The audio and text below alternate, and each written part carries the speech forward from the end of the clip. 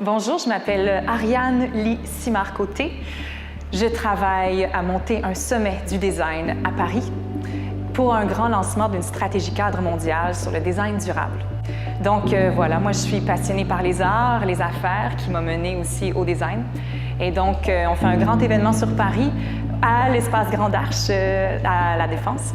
Et notre événement est un sommet de table ronde avec des leaders internationaux qui se rassemblent pour discuter de grands enjeux. Ce sommet des tables rondes, qui est à huis clos, en fait, est alimenté par un congrès où est-ce qu'on a plus de 250 speakers qui viennent participer sur 12 sujets très précis qu'on suivra pendant 12 ans.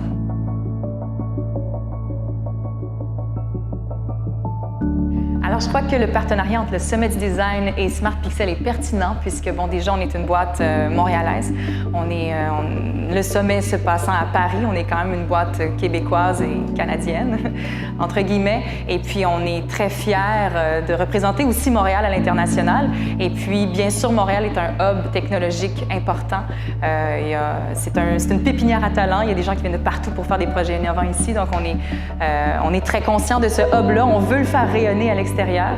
Smart Pixel est un acteur majeur sur la scène technologique ici, en plus de cette compagnie qui avait quelques employés que j'ai rencontrés il y a quelques années, qui maintenant sont rendus à 50 employés dans des nouveaux lieux. Ça croît, ça grossit. Puis en plus que vous mettez en place comme technologie et sert tous les défis de design d'aujourd'hui et de demain. Quant à, bien sûr, on touche l'urbanisme, on touche l'architecture, on touche ensuite le design d'intérieur, on touche aussi le design de l'objet par rapport à la modélisation, design graphique de par les technologies que vous utilisez qui sont des dérivés de Unity, vous travaillez avec Unity. Et puis voilà, donc pour moi, c'est presque naturel. Et bien sûr, il y a des défis de durabilité.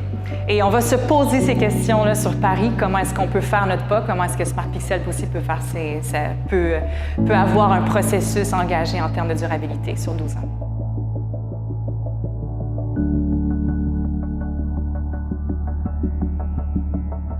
Donc, les prochains enjeux dans le domaine de l'immobilier en termes de durabilité, c'est sûr qu'il y en a plusieurs.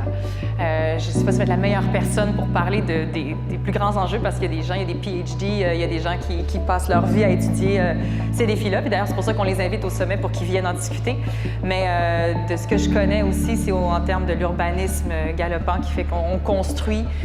Il n'y a pas beaucoup de plans d'urbanisme qui se développent. Ce sont les promoteurs qui développent leur tour une après l'autre sans vue d'ensemble. Donc, c'est sûr que le travail entre le secteur public et le secteur privé pour avoir une vision d'ensemble, pour créer un lieu de vie, pour ne pas faire un peu comme l'exemple de Brasilia, qui est la ville où est-ce que, vu d'en haut, on a dessiné la ville dans une forme d'oiseau, mais il n'y a jamais personne qui voit le dessin d'oiseau, fait qu'on voit juste la vue d'avion. En fait, une ville, on l'expérimente à hauteur d'homme, comme ça, alors que ça crée des grands corridors de vent, ça crée des lieux, des fois, un peu glauques, ça peut créer de la criminalité.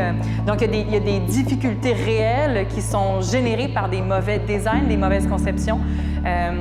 Et donc, ce travail collaboratif-là est très difficile à mettre en place, notamment aussi parce que au niveau des villes, il y a des dirigeants qui changent, puis les projets se développent sur du long terme. Tu sais, des fois, aux 4 ans, il y a des rotations, ça dépend dans quel pays, mais il y a des rotations qui s'effectuent. Puis ensuite, donc, d'avoir les suivis sur les dossiers, de préserver une cohésion et de travail collaboratif, ça reste un grand défi. Au niveau de l'urbanisme, ensuite, au niveau de l'architecture, bien, maintenant, on parle de déconstruire, donc on n'est plus juste d'en construire, on veut pouvoir défaire, donc le durable, comme là on a un stade olympique à Montréal. En ce moment, le dynamiter ou le déconstruire, ça créerait un séisme sur l'échelle de Richter qui détruirait tous les buildings avoisinants. Donc, on peut pas le détruire, on peut pas l'enlever. Il nous coûte de l'argent à entretenir. Donc, quand on construit, il faut penser à un moment donné à le défaire. Donc, ce sont des défis dans la conception. Les architectes d'aujourd'hui se font former de la sorte. Donc, ça fait partie des grands enjeux sur lesquels on va discuter au Sommet du design de Paris.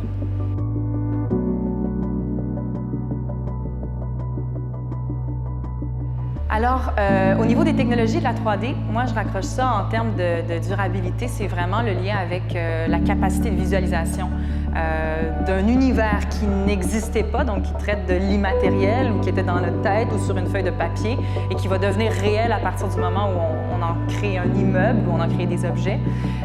Donc, bien faire les choses. Si on se trompe de quelques mètres, on ne peut plus vraiment défaire après un bout de temps. Mais au niveau, justement, ce que vous développez, c'est un très, très bon exemple d'être capable de voir l'impact sur l'ensoleillement, sur juste le dégagement au niveau de la vue, de voir en fait aussi, même au niveau des masses thermiques, si ça fait des îlots de chaleur. C'est sûr que d'arriver à avoir une vue d'ensemble alors qu'à notre petite échelle humaine, on n'a pas cette vue-là. Si on en prend une photo, on a des cartes, on a plein d'outils qui se sont développés avec le temps, très précis. Et là, je pense que l'utilisation 3D permet vraiment, comme là, tu vois, on voit un coucher de soleil, c'est assez impressionnant. Moi, j'habite justement ici, tout près dans le coin. J'avais un joli coucher de soleil, on a construit dans ma fenêtre et je l'ai perdu. J'aurais aimé ça, en même temps, je savais que ça s'en venait. Mais c'est sûr que, tu sais, il y a des défis de construire. Il y a toutes sortes de théories sur l'étalement urbain, la façon d'optimiser au niveau selon les pays chauds ou froids, au niveau de la chaleur, au niveau de l'ensoleillement. On essaie vraiment de travailler le mieux possible avec le soleil. Et puis ensuite, la climatisation est importante. Donc, il y a des nouvelles façons de construire. Cela dit, c'est pas parce qu'on le sait qu'on le met en application. Il y a des défis d'argent, des défis de connaissances, des défis de ressources tout simplement, de limiter dans le temps, on n'a pas le temps de le faire.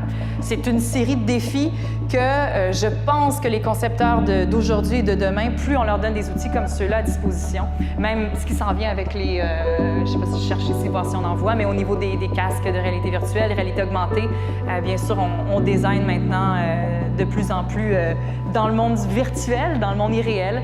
Donc, c'est la capacité de visualiser comme un simulateur, dans le fond, le mieux possible avant de vraiment mettre la scie dedans puis de faire s'écouper, de voir qu'on est capable de faire des modifications avant qu'il soit trop tard.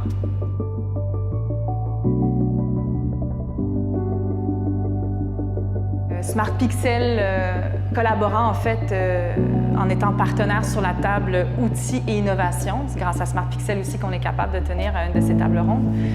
Il y a des gens de partout qui vont venir discuter de qu'est-ce qu'un outil. Il y a des outils qui sont du hardware, il y a du digital, il y a du soft tool. Et puis, si vous allez jeter un petit coup d'œil, une des réflexions et des défis qui se passent autour des outils, c'est que la façon dont on interagit avec ces outils-là maintenant, même avec tous ces outils comme Slack, Trello, maintenant on peut travailler à distance, ça modèle et ça façonne la façon dont les créateurs travaillent, dont ils pratiquent leur profession, mais ça façonne aussi le résultat, le outcome, comme on va dire en anglais. Et puis, la façon dont on design ces outils-là est cruciale et fondamentale. Pour moi, ça doit être en adéquation avec le réel objectif et le réel mandat des créateurs qui, si on définit les designers comme des ambassadeurs du end-user, en fait, de l'utilisateur. Donc, c'est eux qui doivent prendre les besoins maximum, prendre le pouls. Ce sont des gens qui sont sensibles. Ils veulent faire le produit et le service qui est le mieux adapté pour eux dans un contexte environnemental donné. Donc, il y a des défis au niveau écologique, au niveau environnemental, au niveau énergétique. Cela dit, je pense quand même qu'on a besoin de ces outils au jour d'aujourd'hui pour être capable de travailler avec les ressources et les connaissances et les gens de partout dans le monde qui viennent se rencontrer sur un projet. Donc, plus cet outil est précis, développé et à la fine pointe des technologies, mieux ça permet une rencontre facile, que ça enlève les irritants, les incompréhensions. Mais tu m'avais dit plus haut, plus bas, mais j'avais pas bien compris. Mais sur ton plan, t'es à quelle échelle? Mais tiens, j'en ai pas, t'es en pied, je suis en mètre. Quand on le voit et qu'on est tous dans le même univers, bien, on peut parler la même langue. Donc, à travers toutes ces cultures qui se rencontrent et toutes ces professions qui ont des langages différents, j'espère que les outils d'aujourd'hui et de demain seront toujours plus facilitants pour une meilleure rencontre de ces créateurs pour des objectifs communs durables. Alors, je vous souhaite un excellent sommet du design et un magnifique lancement de la stratégie cadre mondiale sur le design durable, design, architecture, aménagement. urbanisme. Merci.